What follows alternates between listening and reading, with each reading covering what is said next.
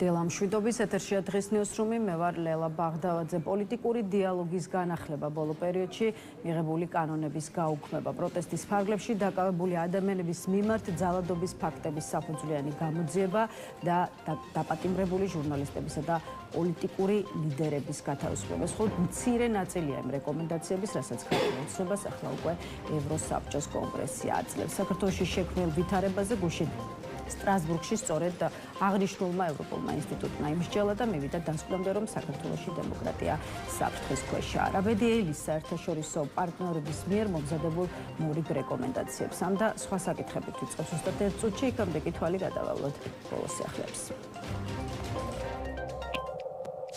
ევროპის საბჭოს ადგილობრივი და რეგიონული ხელისუფლებების ორგანოთა კონგრესი საქართველოს შესახებ რეკომენდაციების მიღების შემდეგ განცხადებას ავრცელებს. განცხადების თანახმად კონგრესმა დაადგინა, რომ საქართველოში ადგილობრივი დემოკრატია საფრთხის ქვეშაა. სწრაფი დემოკრატიული უკუსვრის ადგილობრივ ხელისუფლებებზე ერთპარტიული მმართველობისა და დემოკრატიული სტანდარტების აღსადგენად წარსული რეკომენდაციების არ გათვალისწინების ფონზე.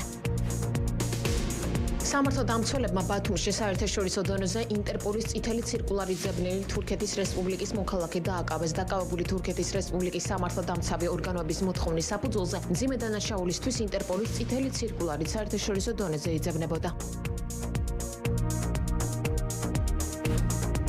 გარემოს დაცვითი ზედამხედველობის დეპარტამენტის თანამშრომლებმა გლდანის დიდი ტბის მიმდებარედ უკანონო სახერხი საამქრო გამოავლინეს. მოქალაქეს დაურეგისტრირებელი ლენტური ტიპის სახერხი დანადგარი საცხოვრებელი სახლის ეზოში ჰქონდა დამონტაჟებული. ტერიტორიიდან ამოღებულია ფიჭვისა და წითელი ნუსხი დაცული მუხის სახეობის 2 კუბურ მეტრზე მეტი მოცულობის ფიცარი და ხემასალა.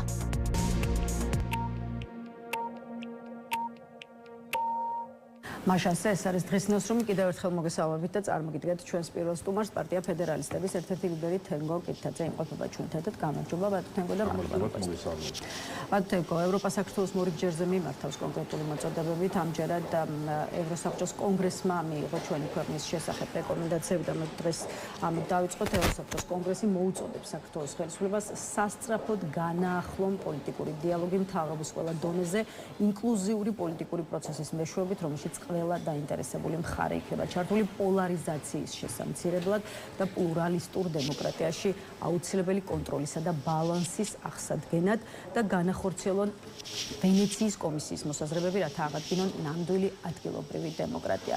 რა თქმა უნდა, კიდევ არაერთი რეკომენდაციაა გაცემული, თუმცა მოდით ჯერ სწორედ დიალოგის შესახებ მოწოდებაზე ვისაუბროთ. რა უნდა იყოს დიალოგის განახლებაზე ქართული ოცნების პასუხი და ამავე დროს რა უნდა იყოს ამ მოწოდებაზე ოპოზიციური სპექტრის პასუხიც, მით უფრო რომ დიალოგს მინიმუმ ორი მხარე მაინც ესაჭიროება და მართლაც ხომ არ დადგა დრო პოლარიზაციის შესამცირებლად დაპირისპირებულმა პოლიტიკურმა მხარეებმა რამე გააკეთოთ.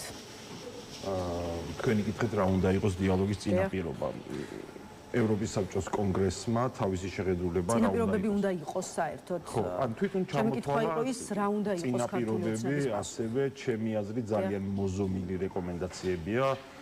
არსებობენ ჩვენი სტრატეგიული პარტნიორები და ორგანიზაციები, რომლებიც გაცილებით კრიტიკული არიან რეჟიმის მიმართ.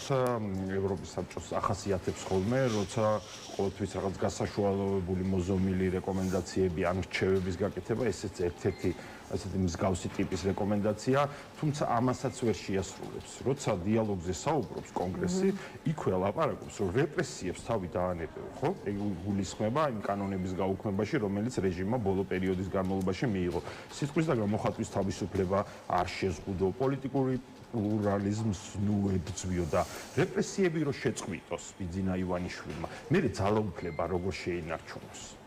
ამიტომ ამ რეკომენდაციასაც კი, რომელიც მეტნაკლებად მოზომილია, შესრულება, რა თქმა უნდა, პერსპექტივა არ არსებობს რეჟიმის მხრიდან, რადგანაც ეს დაკავშირებულია ბიძინა ივანიშვილისთვის ძალაუფლების დაკარგვასთან. ყველაფერი, რაც მას აიძულებს, შიდა კონjunktურიდან გამომდინარე ან საგარეო კონjunktურიდან გამომდინარე, მას აიძულებს, რომ რეპრესიებით არ შეინარჩუნოს ძალაუფლება, ძალაუნებურად აკარგვინოს მას ძალაუფლებას. აი ესეთ ურთულეს ვითარებაშია ის კარგი სვლა ფაქტობრივად არ დარჩა. აი კანონების გაუქმება ახსენეთ და დიახ, ევროსაბჭოს კონგრესი საქართველოს ხელისუფლებას მოუწოდებს ბოლო პერიოდში მიღებული რიგი კანონის, მათ შორის საარჩევნო კოდექსში პრობლემური ცვლილებების უკან წაღებისკენაც მოუწოდებს, რომ ცენტრალური საარჩევნო კომისიის დამოუკიდებლობის უზრუნველ საყოფად იქნას კონკრეტული ნაბიჯები გადადგმული და ყველა ძირითადი ხარვეზის აღმოსაფრველად დაიწყოს მუშაობა, დაუყოვნებლივ შეჩერდეს ოპოზიციური ხმის კრიმინალიზაციის პროცესი და გააუქმონ ცვლილებები, რომელიც ხელს უწყობს ოპოზიციური პარტიების აკრძალვას, დაუყოვნებლივ და ხელახლა შემოიღონ ასევე გენდერული კვოტები და გააძლიერონ არსებული დებულებები ადგილობრივ პოლიტიკაში ქალების მონაწილეობის გაზრდის მიზნით, აქვე გააუქმონ ცვლილებები, რომელიც ხვდა საარჩევნებზე დაკვირვებას და ასე შემდეგ. აი რამ შეიძლება ქართული ოცნება აიძულოს, რომ მის მიერ აი საარჩევნო კანონმდებლობა იქნება ეს თუ ზოგადად ბოლო პერიოდში განხორციელებული ცვლილებები არაერთ კანონში უკან ასე ვთქვათ წაიღოს და გაიტანოს. ოპოზიციური სპექტრი მით უფრო როდესაც საქმე ეხება საარჩევნო კანონმდებლობის გაუარესებას, ძალაში ტოვებთ ახალი არჩევნების მოთხოვნას, ისე როგორც პროტესტის ფარგლებში დაპატიმრებული ადამიანების გათავისუფლების მოთხოვნას. ხო, აი თუ კი დავუშვათ ქართულმა ოცნებამ ძალაში დატოვა დღევანდელი მდგომარეობა, ანუ საარჩევნო კანონის ის რედაქცია, რაც დღეს არის სახეზე. ექნება თუ არა აზრი ასეთ არჩევნებში შესვლას, თუ კი პირობითად ხვალ გამოცხადდება ახალი არჩევნები. აქ საარჩევნო კანონმდებლობა ზოგადად ძალიან მნიშვნელოვანი თემაა, ცესკოს საკითხიც მნიშვნელოვანია, მაგრამ იმ კონტექსტში და იმ პოლიტიკურ მოცემულობაში, როგორც ჩვენ ვიმყოფებით საქართველოში, ეს არის მესამე და მეხუთე ხარისხოვანი, იგივენაირად, როგორც ევროპის ან კონგრესის მიერ დასახელებული გენდერული საკითხები და მე ამით საერთოდ არ მინდა ამ თემის დაკნინება იმის მიუხედავად ვის როგორი პოზიცია აქვს ამ თემასთან დაკავშირებით. რა ესეც ეთყობა რომ პოლიტიკური კონსენსუსის შედეგად მიღებული რეკომენდაცია, სადაც მაგალითად აი ეს საკითხები შეიტანეს. ცესკო არჩევნების გაყალბებასთან ის არის უბრალოდ ნოტარიუსი, რომელიც ასრულებს ნოტარიუსის ფუნქციას, არჩევნები ყალბდება მანამდე, იმ ძალაუფლების ვერტიკალით, სუსი, შინაგან საქმეთა სამინისტროის ზონდერ ჯგუფები, ტექნოლოგიები, რომლებიც გააჩნია რეჟიმს და ამ შედეგებს ბოლოს უფორმებს ცესკო, იქ არის რაღაც პრობლემები საოლქოში და ასე შემდეგ, ისი აღმოფხვრა შეიძლება, მაგრამ ეს ვერცფლის არსებითაც სურათს. ამიტომ ჩვენ საერთოდ ცესკოში რაღაც გამოსწორებაზე, საარჩევნო კანონმდებლობის ცვლილებებზე არ ვსაუბრობთ. ჩვენ საუბრობთ, თქვენ იკითხეთ, რამ შეიძლება აიძულოს ზოგადად არსებითი ცვლილებები განახორციელოს. ქართველმა ხალხმა ქუჩაში. ანუ ქუჩა არის ცვლილებების წინაპირობა. საქართველოს მომავალი უკეთესი ხვალინდელი დღის ბედი გადაწყდება ქუჩაში, ქართველი ხალხის მეშვეობით. როდესაც რეჟიმი იგრძნობს იმ წნეხს, რომ მას უკვე წინ შემდეგი ნაბიჯი არ დარჩა, ის იძულებული იქნება დათმობებზე წავიდეს და შემდეგ შეგვიძლია დიალოგი რეჟიმის წარმომადგენლებთან ძალაუფლების გადავარებასთან დაკავშირებით. იმიტომ გვიცით და გვესმის კიდევაც რომ თვითონ რეჟიმის ვერტიკალის შიგნით არის ძალიან ბევრი თქვათ შიში. ხო, სხვადასხვანაირი სტრუქტურებია, ჰომოგენური არ არის ვერტიკალი და შიში ხვალინდელ დღესთან დაკავშირებით. ეს შიში არა მხოლოდ რიგით მოქალაქეს აქ რაც სრულიად ბუნებრივი ასემენ რა მომივა მე თქვა იმისთვის რაც გავაკეთე რაღაცა და ეს იქნება სწორედ პოლიტიკური ალტერნატივის ქართველი ხალხის და პოლიტიკური ალტერნატივის ამოცანა ამ ადამიანებსაც მოუხსნა ჭიშები ის ვინც მნიშვნელოვანი სისხლის სამართლის დამნაშავე აღმოჩნდება ამას დამოუკიდებელი სასამართლო ნაფიცი მსაჯულები ჩვენი ქვეყნის მოქალაქეები გაარკვევენ და არა მურუსიძე ჩინჩალაძის კლანი. უნდა გადაიდგას იმისთვის, რომ ქართულმა ოცნებამ იგრძნოს, რომ ქართული საზოგადოება გაბრაზებულია და არა შეშინებული. ამაზე სულ რამდენიმე წუთში ვისაუბრებთ, მით უფრო რომ ოპოზიციურმა ალიანსმა კონკრეტული სამოქმედო გეგმაც გამოაქვეყნა, თუმცა იქამდე აი ეს თემა რომ ამოვწუროთ, რაზეც ვსაუბრობდით და ევროპის და ევროპული ინსტიტუტების მისამართად ქართული ოცნების შეფასებები დღეს ევროპა, რასაც საქართველოში აკეთებს ეს არის ევროპის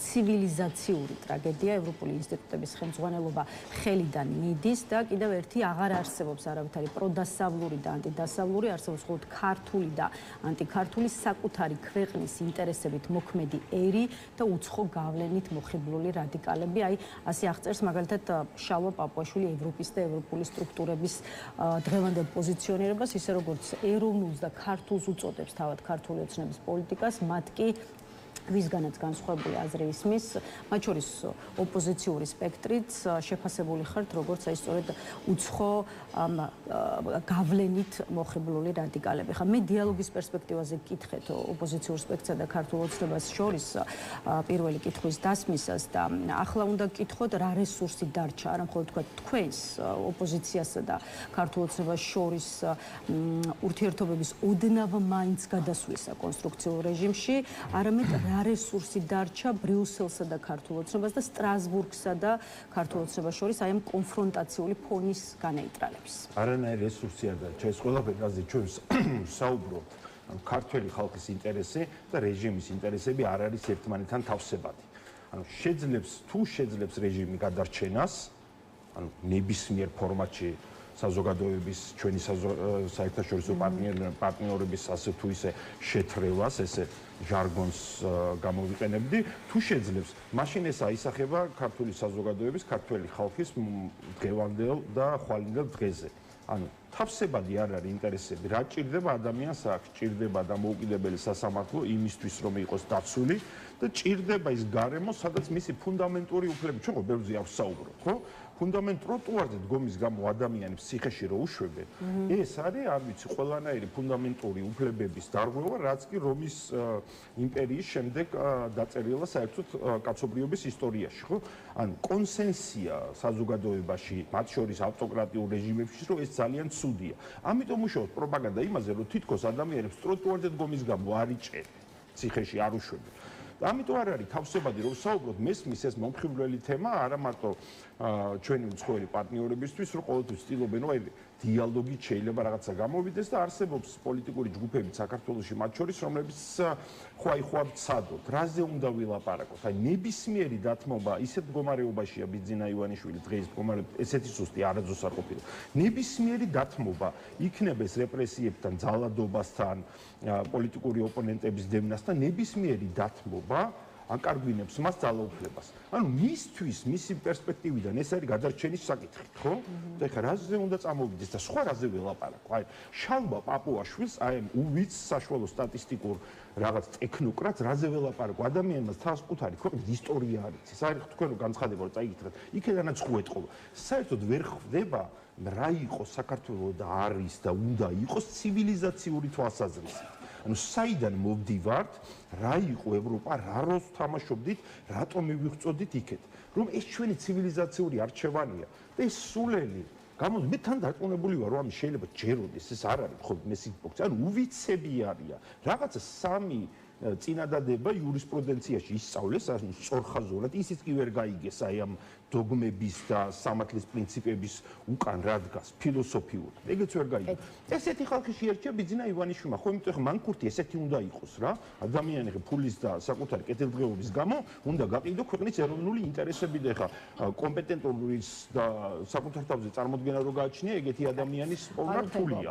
ამ ამოცანისთვის ევროპასთან ურთიერთობების თვალსაზრისით ხიდები იყო შემთხვევაში დღის მდგომარეობით ფაქტობრივად ჩატეხილია თუ არ ჩავთვლით ერთ-ორ ქვეყანას მათ შორის მაგალითად სლოვაკეთს რომელსაც ახლა სტუმრობს მიხეილ ყაველაშვილი თუმცა ქართული ოცნება იმედის თვალით შეყურებს ურთიერთობების განახლების პერსპექტივას ამერიკის შეერთებულ შტატებთან მით უფრო რომ აი რამდენიმე დღის წინ მარკო რუბიომ გადმოურეკა ირაკლი კობახიძეს ხა ჩვენ ამ თემაზე არ გვისაუბრია ამიტომ მოდით ამ საკითხზეც გითხავთ რა მიზანი და დატვირთვა უნდა გქონოდა თქვენი აზრით ზარს ვაშინგტონიდან და სატელეფონო საუბარს რუბიო კობახიძეს შორის პირველი დავიწყებ იმით რომ ძალიან კარგია რომ რუბიომ დაურეკა კობახიძეს იმიტომ ამერიკის შეერთებული შტატების ინტერესები რეგიონში არის საქართველოს სახელმწიფოებრიობისთვის, მისი შენარჩუნებისთვის და საქართველოს უკეთესი დღისთვის, ხვალინდელი დღისთვის ფუნდამენტური მნიშვნელობის. ამიტომ არის ძალიან კარგი. ბიძინა ივანიშვილისთვის კარგი იმძარში არაფერი არ ყოფილა. ჩვენ დავინახეთ კიდევაც პროპაგანდა, რომ ძალიან რბილად გაშალა საკითხი სლოვაკეთის ქვედა პალატის მე-17 რანგის პოლიტიკოსთან გადაღებულ სურათს ორი დღე ატრიალებს პროპაგანდა. ამ ზართან დაკავშირებით იყო ძალიან ცოტა ისეთი რბილი კომენტარი გაკეთა, რომ აი მომავალში რაღაცებს გავაკეთებთ რა. ანუ გლობალური კონტექსტი და რეგიონალური კონტექსტი რაც ხდება, ყველას მოგვიხსენება, აი ხელა სამხედრო ინტერვენცია მიმდინარეობს ირანში, საქართველოს საზღვრიდან 200 კილომეტრში.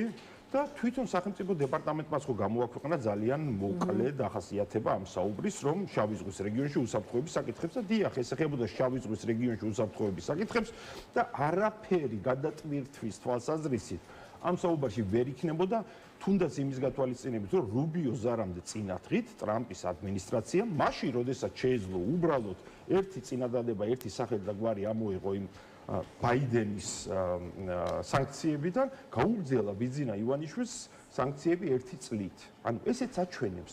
აი ეს ტყუილი, რადგან ააგო, იმიტომ თან ტყუილი ხე ჩემ დასაწყანებლად კი აჭირდებოდა. მე ხომ შვენივრად ვიცი, რომ მას არანაირი დალაგების რესურსი არ ქონდა. ეს ჭირდებოდა საკუთარი ვერტიკალისთვის. იმიტომ მთელი მისი ბიზნეს ელიტა რომელსაც საკუთარი ინტერესები გააჩნია, რომ მიხვდა ისინი სულელები ხო არ არიან ხალხმა, ეხა 10 მილიონი იშოვა და ვიღაც მრჩეველები ყავდა, იმათ მოუთხრეს, რომ აი იცი რა, ფული შოვნისთვის დასავლეთი ყოველთვის უკეთესია და დასავლეთთან ცუდად და სანქცირებულ პოზიციაში ყოფნა არის თქვენთვის დამღუპველი და ამიტომ მივიდნენ ბიძინა ივანიშვილმა და კობახიძესთან წელიწადახების წინ და მაშინ დაარწმუნა, რომ ჩვენ გავაკეთებთ ყველაფერს იმისთვის, რომ ბიძინა ივანიშვილმა დაალაგოს და ბიძინა ივანიშვილი დაალაგებს, ვერაფერს ვერ ალაგებს, ვერაფერს ვერ დაალაგებს. ვის ხარჯზე უნდა ირანის კონფლიქტთან მიმართებაში რა პოზიციის დაჭერა მოუწევს საქართველოს ამერიკის პოზიციონირების და შეხედულებების გათვალისწინებით. აი ცალკეული პოლიტიკოსი ფიქრობს კი არა და მეტიც დარწმუნებულია, რომ ქართულ ოცნებას მოუწევს ირანთან ურთიერთობების შეცვლა და მოკლე ამონარიდი ერთ-ერთი პოლიტიკოსის განცხადებიდან ოცნებამ შიშარა ხელისუფლება, რომლის პოლიტიკა ორიენტირებულია მაგიდის ქვეშ შეძრომასა და დამალვაზე, მაგრამ როცა იპოვიან,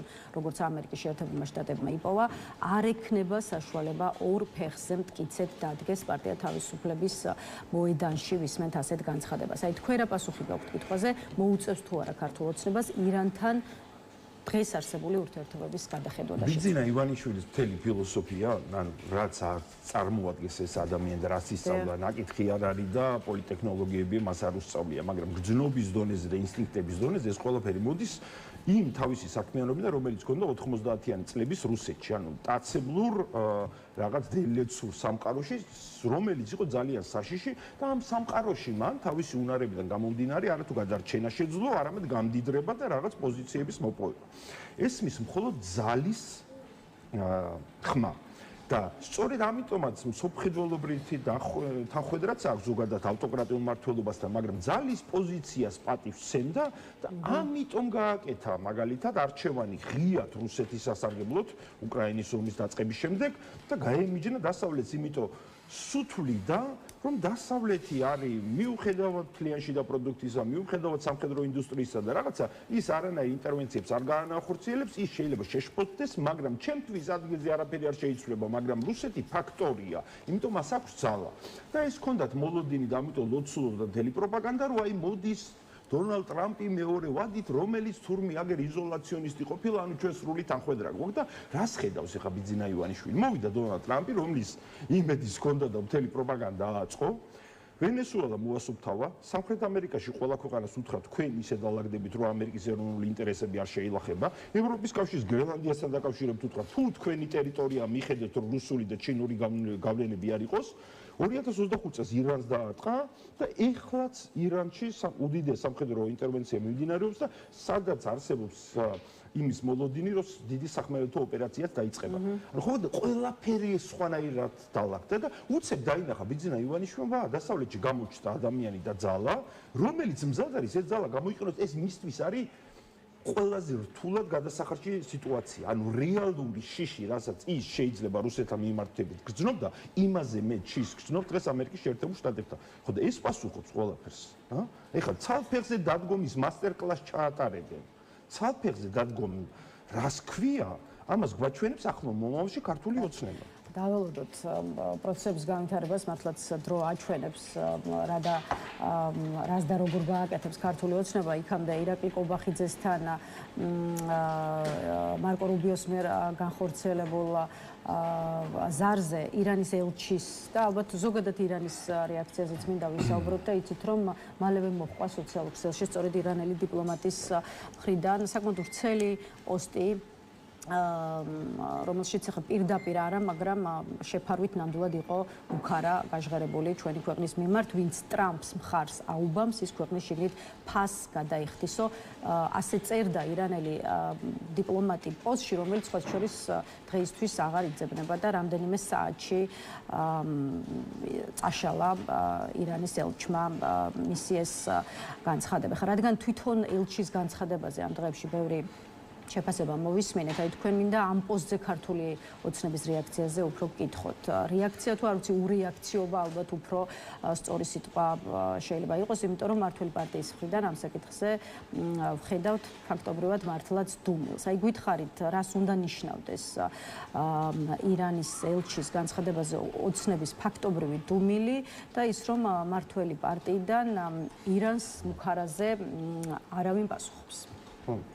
მოკავშირეები არიან, ანუ მისი მოკავშირეები არიან და რაც ირანის ელჩმა ეს მუქარა საქართველოს და ქართველების და ჩვენი მოქალაქეების მიმართ განახორციელა და თან განსაკუთრებით ამ განცხადებაში ის არის მნიშვნელოვანი, რომ თავისი შიდა ინფილტრირებული ქსელები, რომლის შექმნასაც ივანიშვილის რეჟიმმა ბოლო წლების განმავლობაში იქეთ ხელი შეუწყო და არაფერი გაუკეთებია მიუხედავად იმისა, რომ ყველა ვამრთხილებდით, ოპოზიცია ცალკე ვამრთხილებდით, სამოქალაქო სექტორი, რომელიც ამ თემებზე მუშაობენ, ეთნიკური უმცირესობების თემებზე, ექსპერტები ყველა აფრთხილებდა, რომ იქ არის ძალიან რთული ვითარება ნასრალას და ჰეზბოლას ლიდერების და ჰამასის ლიდერების და აიათოლების მოწოდებებით გამოდიოდა დემონსტრაციები ტარდებოდა და ბავშვები მიყავთ რომ აიათოლას მზე დაიფიცონ და შეგეწირებით ჩვენო მეთაურო ესეთი განცხადებები კეთდება ესეთი სულისკვეთება ეს დაუშვა ქართული ოცნებამ იმიტომ მან აირჩია სტრატეგიულად ავტოკრატების და ტირანიული სამყაროს ღერძი ჩინეთი, რუსეთი, ირანი ეს არის ხო მოკავშირეები ქართული ოცნების და შესაბამისად თავის მოკავშირეს შემდეგ აქ ხელი ვერაფერში ვერ შეუშალა აზერბაიჯანისგან განსხვავებით რომელიც აი ამ ტენდენციებს მიუხედავად იმისა რომ მუსულმანური ქვეყანა ალიევი თავის ქვეყანაში არანაირ შანსს არ აძლევს. ივანიშვილმა ამის ნება დართო და ხო ეხა უკვე ესე თავხედურად ექცევიან და ზუსტად იმაზე მიუთითებენ რა პრობლემებიც გვაქვს შიდა ინფილტრაციის პრობლემები და რა ხმა უნდა ამოიღოთ. ესენი მართლა ამათი სუვერენიტეტი რო აიტაცეს სუვერენიტეტი ეს არის მაგათი სუვერენიტეტი აი გერმანიის ელჩი გამარჯვებას რო იტყვის 17 წამში მთელი სამთავრობო პროპაგანდა დედას აგინებს. და აი ესეთ რაღაცას როდესაც გემუქრება შენ ქვეყანას, შენ მოქალაქეებს, ხო? მაგათი მოკავშირეა, ეს ყოფილა სუვერენიტეტი. ესეც კიდევ ერთი მაგალითი ქართული ოცნებიდან ცალფეხზე დგომის. მასტერები არიან. ბატონო, ბევრი დრო არ დაგვრჩა, ამიტომ ახლა მინდა რომ დავუბრუნდეთ იმ თემაზე საუბარს, რაზეც თქვენ რამდენიმე წუთის წინ საუბრობდით, ანუ რა არის გასაკეთებელი იმისთვის, რომ ქართულმა ოცნებამ დაინახოს ხალხის ძალა და დაინახოს, რომ საზოგადოება გაბრაზებულია და არა შეშინებული. აი ამ შიშის ფაქტორზე რას ფიქრობთ, რამდენად არის ეს ფაქტორი, როგორც სერიოზული პრობლემა, რაც თქვათ ხელს უშლის. მე ვფიქრობ, უფრო დიდი ფაქტორი, შიში რა თქმა უნდა ფაქტორი იყო ამ მთელი პერიოდის განმავლობაში, იმიტომ საქართველოს უბრალოდ ტაქტიკური ბირთვული იარაღი არ აქვს, თორემ მაგასაც გვესწროდა ბიძინა ივანიშვილი, დანარჩენ ხო ყველაფერი გააკეთა რა, რომ ჩამოთვალოთ, შორს წაგვიყვარს ეს. რა რეპრესიები ჩაატარა ქვეყანაში, ამიტომ შიში ბუნებრივად ერთ-ერთი ფაქტორია, იქ ომიშზეც იპარაზიტირა პროპაგანდა მთელი ამ პერიოდის განმავლობაში და მე მესმის ადამიანების ეს ბუნებრივია. ამ შიშის გადატეხვა თუ შეიძლება. კი, აუცილებლად გადაწყვეტა შიში, იმიტომ შიშს ამარცხებს უკეთესი მომავლის პერსპექტივა. და თუ ეს პერსპექტივა საფუძვლიანია, ხო, ადამიანი მაშინ რისკავს, რომ ესეთი გარემო, სადაც მას ვთქვათ, შიშის პოტენციალი არსებობს, ან მისთვის რაღაც მიუღებელი გარემოა, მაშინ გარისკოს თუ უკეთეს მომავალს, უკეთეს პერსპექტივას ხედავს, ან ამის შანსი ჩანს. თორე თუ ვიცი, რომ ხვალინდელი დღეც ცუდია, მე დისკომფორტი რატომ უნდა შევიქნა, ანუ ეგრეთ წოდებული კომფორტის ზონიდან რატომ უნდა გამოვიდე, თუ შიშის კომფორტის ზონას მოხსენიება შეიძლება. მაგრამ შისზე მნიშვნელოვანი ყოველთვის იყო პოლიტიკური ალტერნატივის არარსებობა ქვეყანაში, რადგან ის ენერგია, რომელიც იგივე 2024 წლის ნოემბრის-დეკემბრის პროტესტმა შვა, როგორც წესი, ნებისმიერი ხელისუფლების ან რეჟიმის შესაძლებლად საკმარისია, თუ არსებობს პოლიტიკური ალტერნატივა, მაგრამ არ არსებობდა მაშინ პოლიტიკური ალტერნატივა, მთელი ველი იყო ფაქტობრივად დანაწევრებული და სრულიად ბუნებრივად ვერ გამოჩნდა ვერანაირი პოლიტიკა ძალამ, რომელმაც ეს ენერგია იყო და პოლიტიკურ ცვლილებებში გადასახა. დღეს ალიანსის სახით გითხავთ, მოდით ზუსტად აი ოპოზიციურ ალიანსზე მინდა და მეკითხა, რომელიც სულ რამდენიმე კვირის წინ ფორმირდა ქვეყნის შიგნით საზოგადოების მხარდამჭერის თვალსაზრისით, რამდენად კარგად გდგავთ საქმეთო და აი თქვენ თავად მიხვედით, რამდენად კარგად არის მოკლედ საქმე ოპოზიციური ალიანსის იმ კუთხით, რასაც ქვია საზოგადოების კეთილგანწყობა თქვენს მიმართ და უკეთესად ყოველთვის შეიძლება, მაგრამ აქვე ბარემ ჩაგეკითხებით ალიანსის მიერ ეროვნული მობილიზაციის ორთვიანი კამპანიის გამოცხადებაზე, რომელიც მოიცავს აპრილი-მაისის განმავლობაში, როგორც მოსახლეობასთან შეხვედრებს აქვს სხვადასხვა ქალაქსა და სოფელში, ისე საპროტესტო აქციებსაც, ხო? თუ სწორად ვიცი, ქვეყნის სხვადასხვა ქალაქში. მართალია ხა ეს კამპანია ახალი დაწყებულია, თუმცა იმ შეხვედრების გათვალისწინებით, რომელიც უკვე გამართეთ.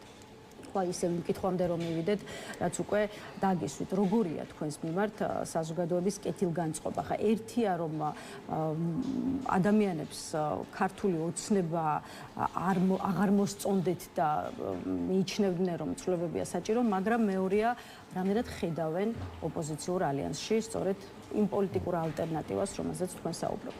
მოლოდინები საზოგადოებაში დიდი იყო, რადგანაც ამ ხანგრძლივი პროცესის განმავლობაში რაც პროტესტი დაიწყო, ძალიან ბევრი ადამიანი გაერკვა უკვე პოლიტოლოგიაში. და ყველამ დაინახა იმის საჭიროება, რომ პოლიტიკური ალტერნატივა საჭიროა დემოკრატიული ცვლილებების წინააღმდეგ შემთხვევაში ეს დეცენტრალიზებული ენერგიის გაერთიანება ვერ ხდება საჭირო მომენტში. ამიტომ მოლოდინი იყო დიდი და ძირითადად იმ შეხვედრებიდან თუ რაც გვესმის საზოგადოების სხვადასხვა წრეებიდან გამოხმაურება არის პოზიტიური. ამასთან დაკავშირებით არსებობს რა თქმა უნდა კრიტიკა, მაგრამ ჩვენი ამოცანაც ის არის, რომ ამ კრიტიკაზე საფუძვლიანი პასუხები გავცეთ.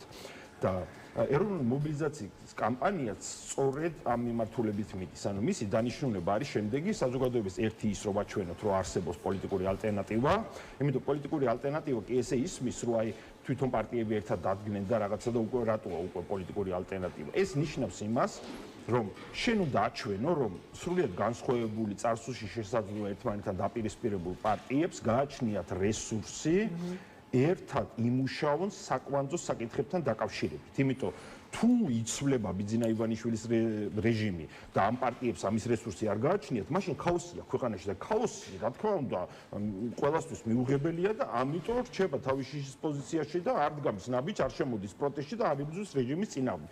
ეს უნდა ვაჩვენოთ და ეს ნაწილობრივ უკვე ვაჩვენეთ და მობილიზაციის კამპანიის ფარგლებშიც ამ თემას ძალიან შევეხებით და მათვისაც ხელშესახები იქნება, როდესაც საკვანძო საკითხებთან დაკავშირებით ჩვენ შეჯერებულ პოზიციებზე ვისაუბრებთ. და მეორე არის იმ საჭიროების ახსნა, ანუ შიშები, ამ შიშებიდან გამოყვანა ადამიანების და ახსნა, რომ გასაგებია ომის შიში რომ გაქვთ, მაგრამ აქ არსებობს ამ ქვეყანაში ეს და ეს შანსი, ამ შანსს ესე გამოვიყენებ და ამიტომ იქნება ჩვენი ყველასი ხვალინდელი დღე უკეთესი.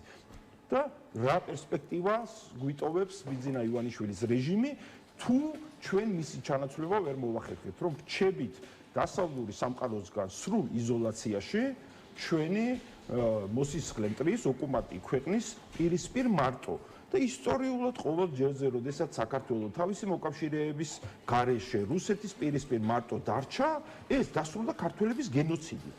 ამისთვის არ არის საჭირო, არ ვიცი, ისტორიის სწავლა უნივერსიტეტში 5 წლით, ხო? 5 წუთი საკითხია. ყველა ქართველმა იცის, ყველა ქართველი გძნობს ამას და ახსოვს, რა მოიტანა რუსეთის პირისპირ მარტო დარჩენა და იზოლაციაში ყოფნა. ბატონო, აქვე ჩაგეკითხებით თვითონ ერთობის ფორმატში მუშაობა რამდენად რთულია, ან პირიქით რამდენად უფრო მარტივი აღმოჩნდა, ვიდრე ამას ელოდებოდით. თქვენ თქვით, რომ მნიშვნელოვანია საკვანძო საკითხებზე შეჯერებული პოზიციებით წარდგეთ საზოგადოების წინაშე. რამდენად გიჭირთ აი ამ საკვანძო საკითხებზე ერთიან აზრამდე მისვლა? ზოგჯერ ან ისეთ ჰომოგენურ პარტიებში, ან თანამოაზრეებიზე დაფუძნებულ პარტიებში და ანუ იდეოლოგიურად გამტკიცებულში, როგორც ჩვენ ფედერალისტები ვართ, იმიტომ იქ ვართ შეკრებული ადამიანები, რომელსაც დაახლოებით თითქმის იმის გჯერა, რასაც ლაპარაკობთ, ანუ ერთი იდეების ირგვლივ შეკრებილი ადამიანები და კონსენსუსი ზოგჯერ აი ესეთ პარტიებში, რომლებიც ძალიან ჰომოგენურია, იქაც რთული მისაღწევია, რიგ საკითხებთან დაკავშირებით, მაგალითად მახსოვს გაუთავებელი დავა მქონდა გიგა ბოკერიას და მე ნარკოპოლიტიკასთან დაკავშირებით. ხო, ანუ სხვადასხვანაირი ხედვები მქონდა, როგორი უნდა იყოს ნარკოპოლიტიკა საქართველოში. ეხლა მით უმეტეს რთულია, როდესაც პარტიული ტრადიციების არ მქონე ქვეყანაში და პარტიული შიდა დემოკრატიის არ მქონე ქვეყანაში 9 სრულიად განსხვავებული პარტია, რომელსაც შესაძლოა წარსულში ცუდი რაღაცეები აკავშირებდა ერთმანეთთან. ამიტომ რთულია, მაგრამ რთული ზაგავი არის. კამპანიაზე შეჯერებასაც ახდა გარკვეული ასთა სხვადასხვაობად სირთულეები. ხო, ტექნიკური საკითხები, ოღონდ, ანუ ფუნდამენტურ საკითხებთან დაკავშირებით მთავარი იყო პრინციპების დონეზე შეთანხმებულიყავით, ანუ გამარჯვების გზა რა არის, სტრატეგია, როგორ უნდა ვიაროთ და ქცევის წესები ამ გზაზე. უკაცრავად, თუ ქცევის წესების გარეშე შეუძლებელია რომელიმე შეთანხმების დაცვა. ეს მოვახერხეთ, ეს ძალიან რთული პროცესი იყო. რამდენიმე თვის განმავლობაში გრძელდებოდა, მაგრამ მაინც შეგძელით. ეხლა ძირითადად ტექნიკური საკითხებია, რაც ასეთ სხვადასხვაობა სრულიად დემოკრატიულია და ამასაც ამის შეჯერებაც ხდება ძალიან ბევრ საკითხებში და მე ამიტომ მაქვს დადებითი მოლოდინი იმასთან დაკავშირებით, რომ ალიანსი თავის ფუნქციას შეასრულებს, თავისი ვალდებულება, რაც ქართული ხალხის წინაშე გააჩნია, აი იმას დადებს უბრალოდ მაგიდას. მადლობა თენგო. სტუმრობისთვის, კითხვებზე პასუხისთვის, თენგო კირთაძეს დავამშვიდობებით. ახლა რეკლამის შემდეგ კიდევ ერთი სტუმარი გვერდება, ასე რომ დაგვარდეთ.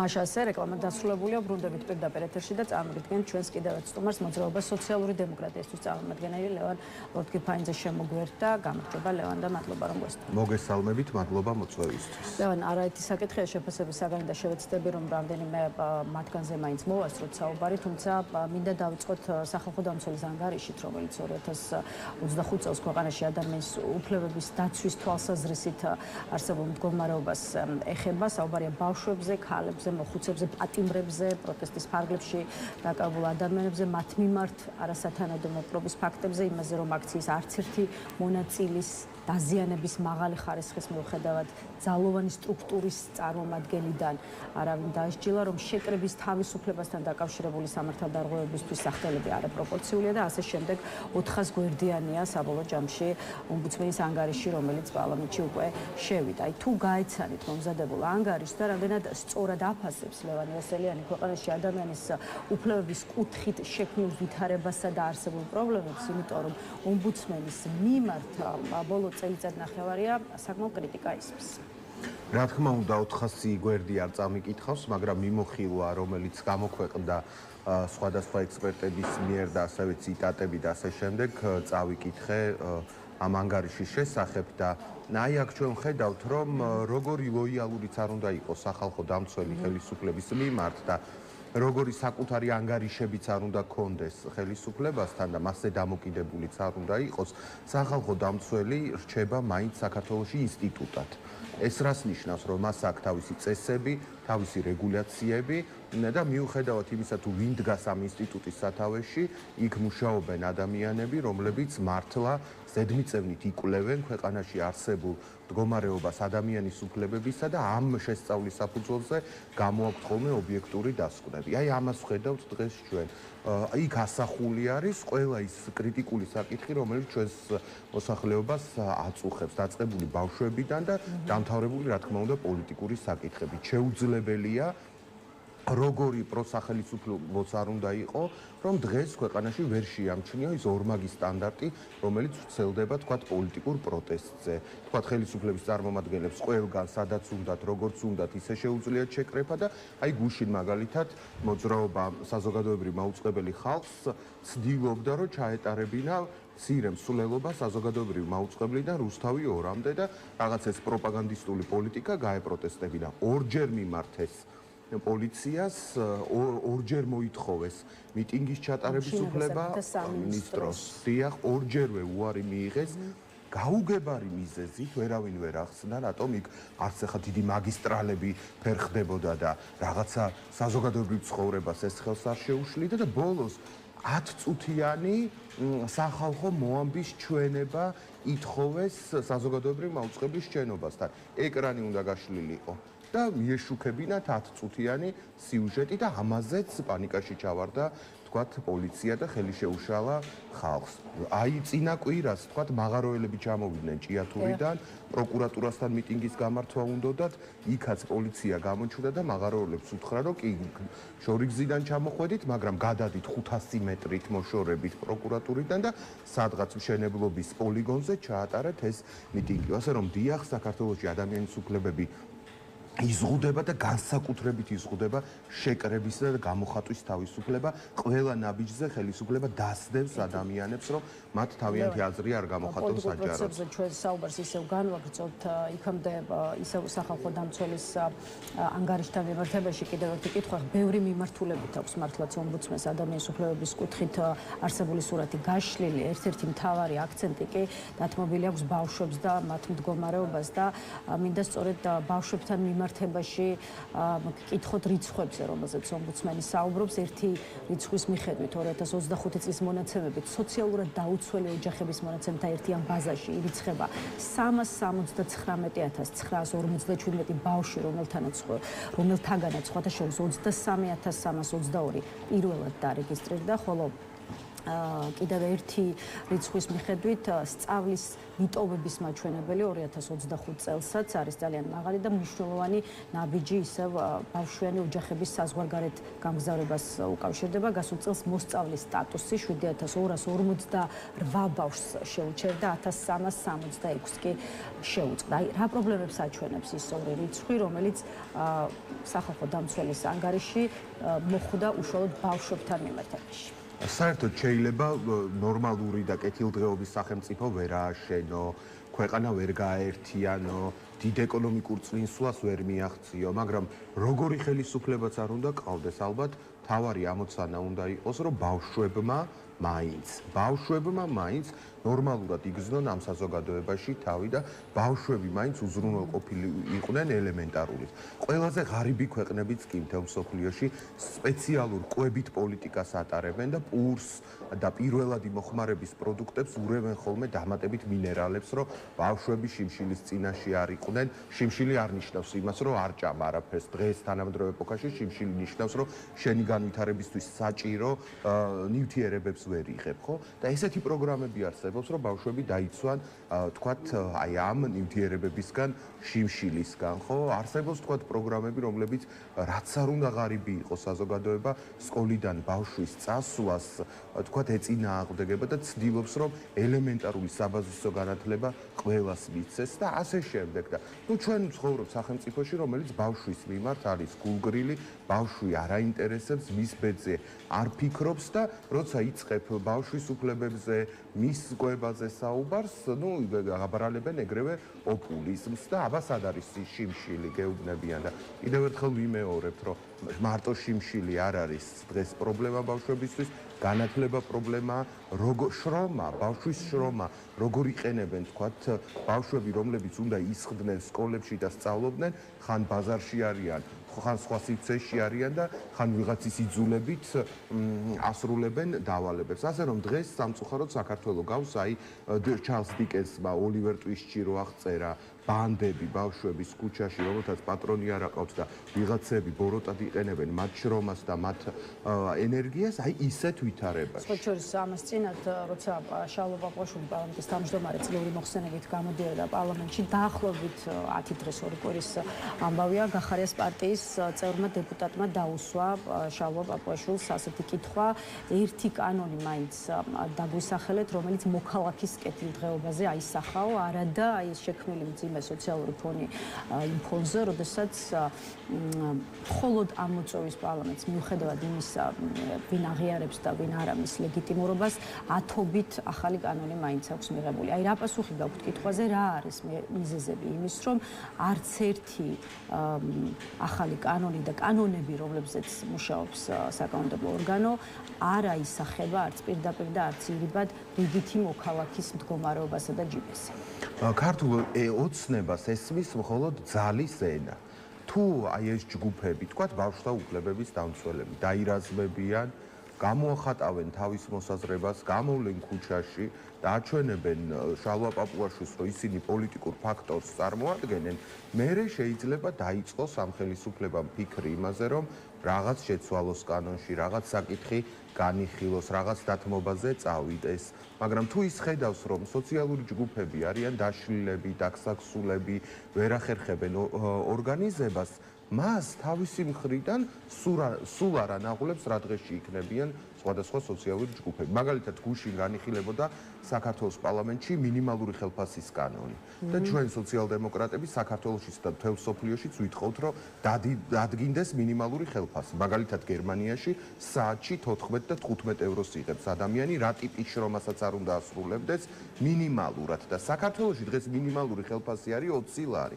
როგორც კი ამაზე საუბარი დაიწყეს იქ ოპოზიციონერებმა, რა თქმა უნდა, სასაცილოდ არ ეყოთ აი ნახევრად მილიონერებს ამ თემის განხილვა. 500 ლარამდე ითხოვდნენ თუ არ ვცდები მინიმალური ხელფასის გაზრდას და ნუ აიგდეს მასხრათ ეს თემა, მხარი არ დაუჭირეს და გადადეს გვერდით, იმიტომ რომ არავინ სამწუხაროდ საქართველოში შრომის პოლიტიკის მიმართულებით ჯერჯერობით ორგანიზებას ვერ ახერხებს და აი როცა ორგანიზებულები იქნებიან, მერე შეიძლება თვითონ შექმნან მინიმალური ხელფასის კანონები და თვითონ დაიხიონ უკან და თვითონ წავიდნენ კომპრომისზე. ეთილევან ჩვენ ადამიანის უფლებების კუთხით ქვეყანაში შექმნილ ვითარებაზე დავიწყეთ საუბარი და ისევ ამ თემას მინდა დაუბრუნდეთ, იმიტომ რომ ქართულ ოცნებას გუშინ იცით რომ კიდევ ერთმა ევროპულმა ინსტიტუტმა მოუწოდა გაუქმოს მის მიერ ბოლო პერიოდში მიღებული კანონები, რომელიც არღვევს ადამიანის უფლებებს. აი ევროპის საბჭოს კონგრესმა იმსჯელა მაყურებლებს კიდევ ერთხელ რომ გავახსენოთ გუშინ ჩვენს ქვეყანაში ამ თვალსაზრისით შექმნილ ვითარებაზე და ახლა ცოტა დრო ამ თემაზეც ბოლო დროს მიღებული და რეპრესიულად შეფასებული კანონების გაუქმების გარდა კი კონგრესის მოწოდებაა, რომ ოცნებამ თავი აარიდოს ესეთი ქმედებების განხორციელებას, რომელიც კიდევ უფრო შეაფერხებს ამ ქოქს საზოგადოებისა და მედია საშუალებების მუშაობას, ან შეარყევს ადგილობრივი დემოკრატიის საფუძვლეს, ასევე კონგრესი გასცემს დაკავებული მომიტინგეების მიმართ ძალადობის ცნობების საფუძვლიანად გამოძიების და დაპატიმრებული ჟურნალისტების და პოლიტიკური ლიდერების გათავისუფლების რეკომენდაციას. ანგარიშს მხარი დაუჭირა კონგრესის 97-მა დეპუტატმა, 12 წავიდა წინააღმდეგი, ხოლო 8 თავი შეიკავა. ახლა გითხარით, რას აჩვენებს უკვე კონგრესში ჩატარებული კენჭისყრის შედეგები და რა შეიძლება შეიცვალოს თუ კი ქართული ოცნება ამ რეკომენდაციებსაც, ისე როგორც ეს ყოფილა სხვა საერთაშორისო ანგარიშებთან მიმართებაში, თაროზე შემოწმებს. იცით რა არის? აი ეს გადაწყვეტილება აჩვენებს იმას, რომ ევროპა ერთიანია დემოკრატიის საკითხთან დაკავშირებით. რასაც ამბობს ევროპარლამენტი, იგივე ღირებულებებზე დგას თქვათ ევროკომისია და უკვე ევროსაბჭო და ევროსაბჭოს ეს თვითმმართველობის კონგრესი და ასე შემდეგ. ანუ სადაც არ უნდა წავიდეს ქართული ოცნება, ვისთანაც არ უნდა მივიდეს ევროპაში თუ ის ორბანი არ არის. ყველა ეტყვის, რომ ეს კანონი გრანტის შესახებ, პოლიტიკური გაერთიანებების შესახებ, გამოხატვის თავისუფლების შესახებ, ეს კანონები არის რეპრესიული, დრაკონული და არ შეესაბამება ევროპულ ასე ვთქვათ ღირებულებებს და არ შეიძლება რომ ესეთი კანონების პირობებში დემოკრატია შენარჩუნდეს ჩვენს ქვეყანაში. მაგრამ სამწუხაროდ კიდევ ერთხელ ვიმეორებ, რომ ქართულ ოცნებას ეს უკვე აღარ აინტერესებს, ევროპის პოზიცია არ აინტერესებს, ის ევროპისგან იზოლირებულია და უსმენს მხოლოდ ავტორიტარულ რეჟიმებს და მათ პოზიციებს.